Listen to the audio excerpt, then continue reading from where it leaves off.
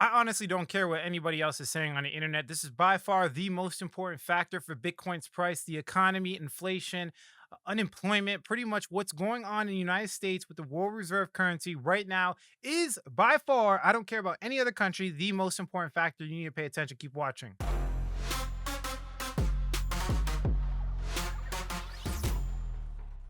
What's going on, everybody? Alex back with another video. Today, we're talking about inflation, some information from the consumer price index, and unemployment macro conditions in Bitcoin's price in general. I'm going to go into the history of Bitcoin, show you some things that I came to a conclusion to. Like the video, share it with your friend. And if you're new to this channel, subscribing is just a common thing. Everybody talks about subscribing on YouTube, so I'm going to say the same thing. I'm plugging myself in. If you appreciate this content, seriously, guys, show me some love. But let's move into the actual video content itself. I'm gonna make it very, very simple, clear, and concise so you guys really understand. This is some complicated stuff when it comes to the economy. So if we come over here to the consumer price index, you can see that today they're releasing, depending on when you're watching this video, CPI data is scheduled to release July 13th, 2021. So basically, this is what people use to calculate the cost per goods in comparison to people's wages to see if people's savings are pretty much being diluted. It's a good way to calculate inflation.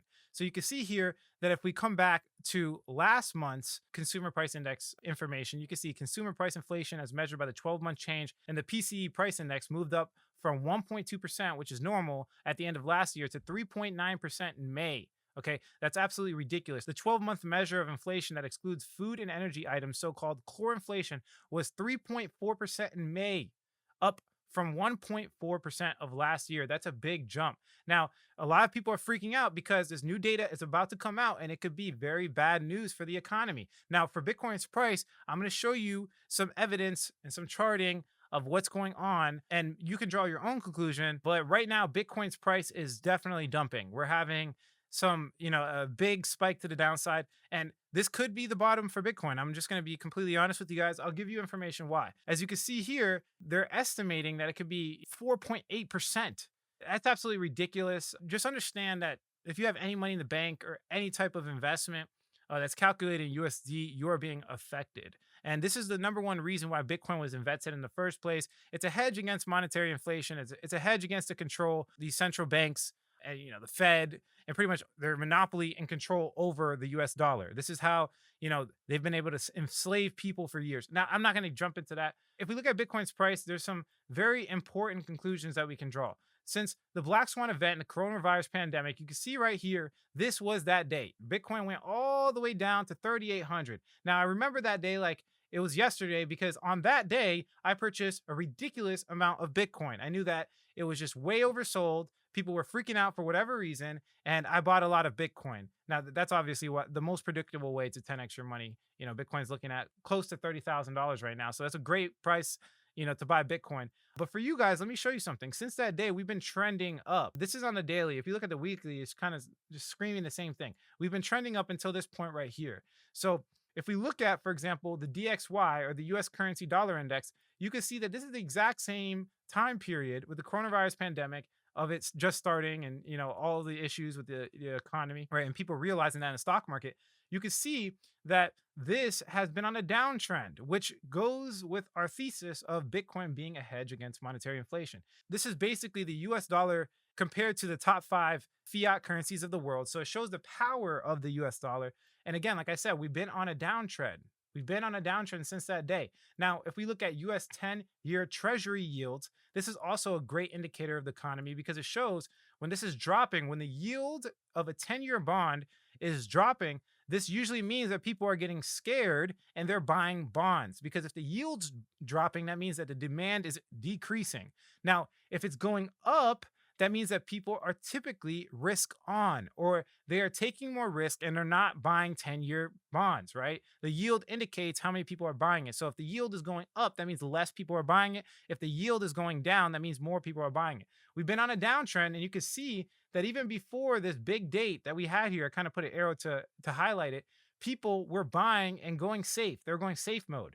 They were going safe mode and buying a whole bunch of 10-year bonds. We had the massive dip. And then since then, we have been in a risk on environment. People have been taking more risk. Look, not a lot of people have been buying 10-year bonds. Now, the reason why I'm saying that is because it's all pretty much lining up. Let's go over it again, okay? People typically buy Bitcoin as a hedge against monetary inflation. Since that big scare, Bitcoin's been going up in price. Now, if we look again at the DXY, the purchasing power of the United States dollar has been on a downtrend. Now, if we look at the 10-year bonds, they have been taking more risk. What does that mean? What that means is Bitcoin is going to shine eventually, and the more the cracks of the United States economy shows through this data over a long period of time. People always talk about inflation and Bitcoin taking over the world. These take way longer than you think. This movement is going to take a very long time, and we're seeing it unravel. Now, currently, I am 75% off the table when it comes to cryptocurrency.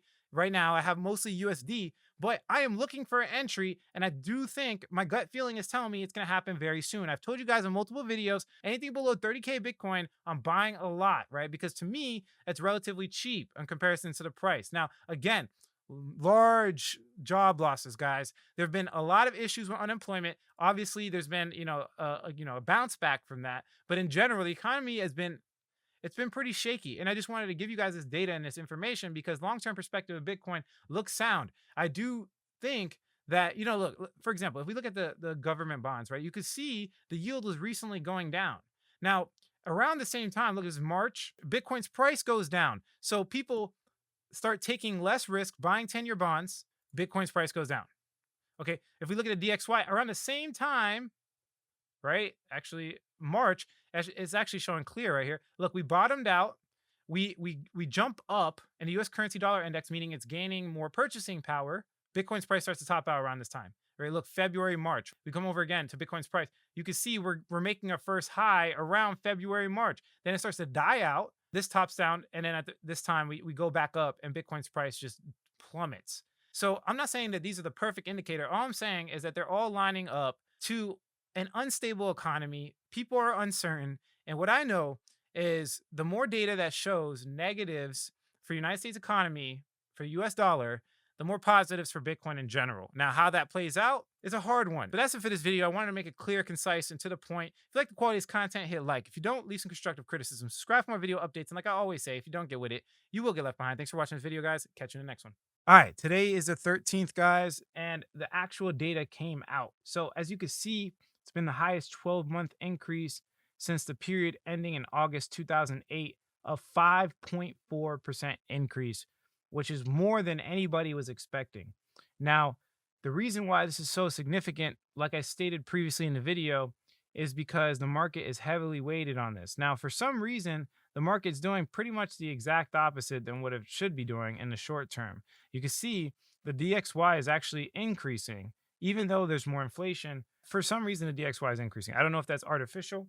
I don't know if that's just the immediate reaction, but I do think over a long period of time, things like this, like high inflation, is going to start to play out more and more. So we should not ignore it at all. Also, at the same time, if you look at Bitcoin's price, we're actually decreasing a lot. So again, the exact opposite of the original premise of Bitcoin is pretty much playing out right now in front of our eyes. And if we actually look at the 10-year bonds, you could see that they're increasing when they should be decreasing, if that makes sense, because the world is weird and it does the exact opposite. All in all, I mean, the market in general is just, it's not even reality anymore. Everything completely changed. But I will say again, the larger term perspective, if we look at Bitcoin's price over and over again, it wins in the long term. If we, broaden our time horizon, you can see it's been increasing since the pandemic. And then if we look at the 10-year bonds around the same time period, increasing, the yield on the bonds are increasing. That means a risk-off environment, which is good for BTC. And then if we look at the DXY in the same time period, you can see the destruction of it and how it's consistently decreasing. In the future, we'll see how it plays out. Bitcoin has definitely served as a hedge against monetary inflation, at least for the short term.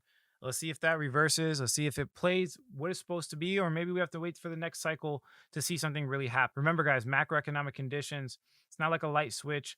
It's kind of a momentum thing. And again, it's going to take a very long time. So have some patience. That's it for this video, guys. Thanks for watching. Alex here. Quick update, quick announcement, guys. I have a new community number. So I got a second phone. You could directly text me. I'm answering all questions. My new phone number is 954-758 5473. Again, that's 954-758-5473. I'm answering all comments. Go ahead and text me now. Let's have a conversation.